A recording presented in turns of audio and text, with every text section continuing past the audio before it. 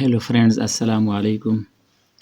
आज का हमारा टॉपिक है अल्जाइमर्स डिज़ीज़ नर्वस डिसऑर्डर्स में। ये 5 नंबर पर आज डिस्कस करेंगे।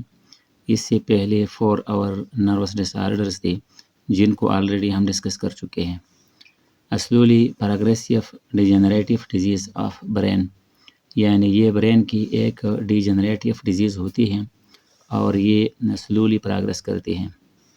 Primary effects thinking, memory and behaviour, यानी शुरू में ये थिंकिंग पर इफ़ेक्ट करते हैं, हमारे मेमोरी को लॉस करते हैं और बिहेवियर में सडन चेंजेस अगर होते हैं। और उसके बाद लॉजिकल रीजनिंग या रीजनिंग पर इफ़ेक्ट आता है या डिस्टर्बेंस पैदा होती है, प्लानिंग में डिस्टर्बेंस और फिर परसेप्शन में या एहसासात का होना और उसमें डिस्टर्बेंस का पैदा होना। उसके बाद सिम्टम्स हैं अल्जाइमर के। तो सबसे पहले डिमेंशिया है और डिमेंशिया को डिफ़ाइन करते हुए हम ये कह सकते हैं कि ये मेंटल एक प्रोसेस होती है कि जिसमें जब डिसऑर्डर अकर हो जाए और वो डिसऑर्डर मेंटल प्रोसेस में परसिस्टेंट हो तो उसको हम डिमेंशिया कहते हैं। और इसकी वजह से शॉर्ट टर्म मेमोरी लॉस हो जाती है। शॉर्ट टर्म मेमोरी का मतलब है कि नियर पास्ट में अगर कोई इवेंट अकर हुआ हो और वो भूल जाए तो उसको हम शॉर्ट टर्म मेमोरी लॉस कहते हैं। नेक्स्ट है डिसओरिएंटेशन। इसका मतलब है कि माहौल से ताल्लुक़ में गड़बड़ का होना, यानी confusion about time and place. माहौल में मुख्तलिफ़ एक्टिविटीज़ के परफॉर्म करते हुए टाइम और प्लेस का कन्फ्यूजन होना। नेक्स्ट है difficulty in daily task.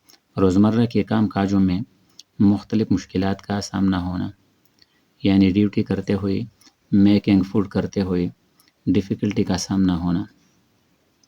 Pour decision making ability, judgement होती है या डिसीजन मेकिंग होती है, ये पोर होती है। नेक्स्ट है स्विंग मूड होता है और इसका मतलब है कि सडन मूड चेंजेस, कि मूड या मिजाज में अचानक चेंजेस का अकर होना होता है। और उसके अलावा सोशल एक्टिविटी का इंटरेस्ट बिल्कुल ख़त्म हो जाता है या कम हो जाता है। उसके अलावा एपैथी होती है कि मुर्दा दिली या जब कोई इंटरेस्ट नहीं होता डेली एक्टिविटीज़ में। नेक्स्ट है लेस स्पॉन्टेनिटी, लापरवाही जिसको कहते हैं, कि अपने मर्ज़ी के मुताबिक एक्टिविटीज़ का परफॉर्म करना और रूल रेगुलेशन की पासदारी किए बगैर। नेक्स्ट है लैंग्वेज प्रॉब्लम्स, मीनिंग का गेट आउट करने में मुश्किल का सामना होता है। मोटर स्किल की डिक्लाइन होना होता है, जैसा कि ड्रेसिंग होता है, ईटिंग होता है। यानी मोटर स्किल ये है कि जब हम मूवमेंट करते किसी टास्क को कंप्लीट करें तो यही मोटर स्किल होती है। तो ड्रेसिंग, ईटिंग, वॉकिंग, रनिंग, ये सारे मोटर स्किल्स हैं और इनमें डिक्लाइन आना शुरू हो जाती है। नेक्स्ट हमारे पास अल्जाइमर के काजेज़ हैं और काजेज़ में फर्स्ट नंबर पर है gene mutation and family history. Gene mutation जो कि जेनेटिक एक डिसऑर्डर होती हैं, इसके वजह से ये काज हो सकती है। और फैमिली हिस्ट्री में भी ये नेक्स्ट जनरेशन में इनहेरिट होती है, ट्रांसफ़र हो सकती है।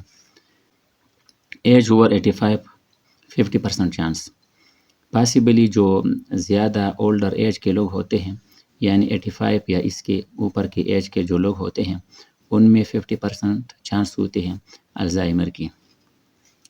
तो ये क्लोज रिलेटेड है एज के साथ। नेक्स्ट हमारे पास है प्रोटीन। ये प्रोटीन की वजह से भी होती है और 2 किस्म के प्रोटीन काफ़ी प्रोमिनेंट है इस बारे में। बेटा एमिलाइड प्लेक्स बनाते हैं, यानी बेटा एमिलाइड एक प्रोटीन होता है और ये प्लेक्स बनाते हैं। और दूसरा टुआ होता है, ये टेंगल्स बनाते हैं। ये दोनों न्यूरॉन्स के जो साइनेप्सेस होते हैं बिटवीन द न्यूरॉन, उनको डिस्ट्रॉय करते हैं और इसके वजह से नर्वस सिस्टम की जो मैस होती है वो डीजनरेट हो जाती है या डिक्रीज़ हो जाती हैं।